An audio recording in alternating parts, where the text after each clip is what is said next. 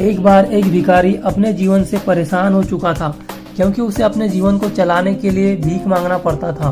उसे हर एक चीज के लिए भीख मांगना पड़ता था। इसी बात को लेकर वह दुखी रहता और दिन भर यही सोचता कि उसके जीवन में बदलाव कैसे आएगा। यह सोचकर वह निराश हो जाता।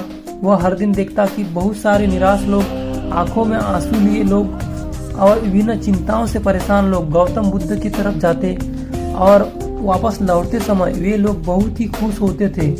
वह भिखारी यह नहीं समझ पा रहा था कि गौतम बुद्ध उनके साथ ऐसा क्या करते थे कि वे बेहद खुश हो जाते थे। वापस लौटते हुए लोगों के हाथों में ना तो ढेर सारे पैसे होते थे और ना ही सोने चांदी।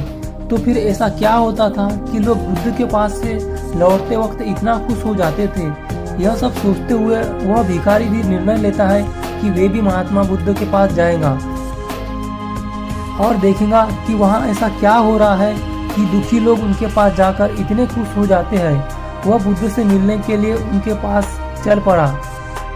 जहाँ बुद्ध मौजूद थे वहाँ बहुत लंबी लाइन लगी हुई थी। वह भिखारी भी लाइन में लग गया और लाइन में लगकर अपनी बारी का इंतजार करने लगा। देखते ही देखते उसकी बारी आई और उसने बुद्ध से कहा, बुद्ध, मैं बहुत ही गरीब हूँ, मेरे पास कुछ भी नहीं है। मुझे अपना जीवन जीने के लिए भी दूसरों से भीख मांगनी पड़ती है। अब आप ही बताइए कि मैं अपने जीवन को कैसे बेहतर कर सकता हूँ। यह सब सुनकर बुद्ध ने कहा, तुम गरीब नहीं हो, तुम्हें ऐसा लगता है क्योंकि आज तक तुमने कभी किसी के लिए कुछ भी नहीं किया है, ना ही कभी किसी को दान दिया है, ना ही तुमने दूसरों के लिए कुछ किया है। यह सब सुनकर भिखारी के मन में एक आशंका जाग उठी। अपनी आशंका को दूर करने के लिए भिखारी ने पूछा, मैं तो एक भिखारी हूँ, मैं लोगों को दान कैसे दे सकता हूँ और कैसे लोगों की सहायता कर सकता हूँ। मुझे तो खुद अपना जीवन चलाने के लिए दूसरों से मांगना पड़ता है। यह सब सुनने के बाद गौतम बुद्ध थोड़ी देर तक चुप रहे और फिर उससे बोले, तुम्हारे पास हाथ है जिसे तुम लोगों की सेवा में लगा सकते हो और दूसरों का भला कर सकते हो।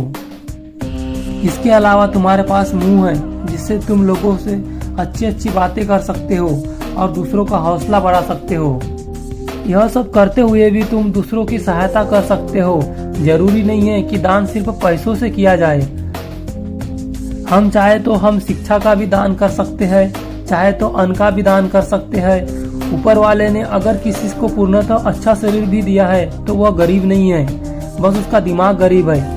उसे इस विचार से हटकर दूसरों की सेवा में लगना चाहिए। बुद्ध की ये बातें सुनने के बाद वह भिखारी बहुत ही ज्यादा खुश हो गया और अब उसका मन संतुष्ट था।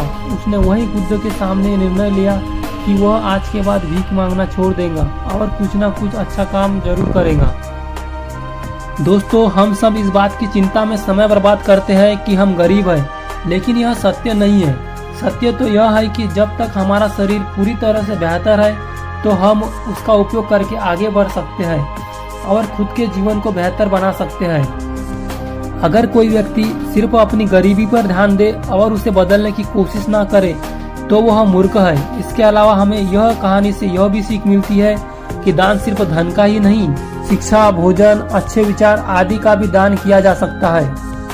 अगर आपके पास धन नहीं है तो आप शिक्षा का भी दान कर सकते हैं या फिर दूसरों के लिए अच्छे विचारों का भी दान कर सकते हैं और इन विचारों से अनंत हमारे समाज की भलाई होती है और हमारा समाज ऊपर ही उठता है। दोस्तों, ये छोटी सी कहानी आपको कैसी लगी कमेंट्स करके जरूर बताइए और